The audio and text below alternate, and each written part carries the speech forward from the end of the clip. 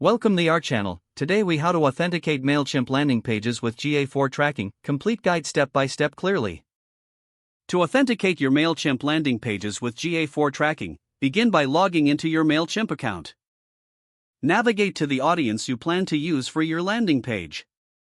Create a new landing page by selecting the Create button and choosing Landing Page. Follow the prompts to set up your landing page details. Once you've finished designing your landing page, save it to secure your changes. Next, log into your Google Analytics account. Click on the admin icon, located in the lower left corner of the screen. In the Property column, select Data Streams and choose the data stream associated with your website. Here, find your measurement ID, which you'll need for Mailchimp. Return to your Mailchimp account and go to the landing page you just created.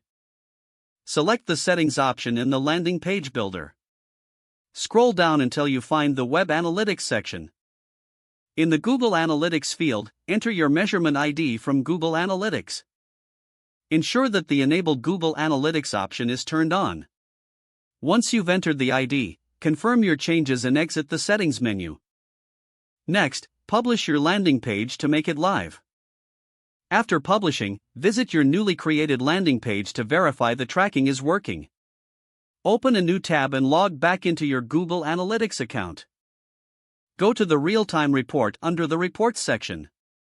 Refresh the page to see if your visit to the landing page is registered in real time. If you see your visit recorded, your Mailchimp landing page is successfully authenticated with GA4 tracking. If there are any issues, revisit your settings to ensure the measurement ID was entered correctly. You can now use insights from Google Analytics to optimize your landing page's performance. If the page does not load, refresh the browser or try again in a private or incognito window. Make sure you are using the correct email address, then retype it carefully to avoid small typos. If your password is not accepted, use the Reset option and create a new strong password you can remember. Check your spam folder for verification or security emails, then complete any requested confirmation steps.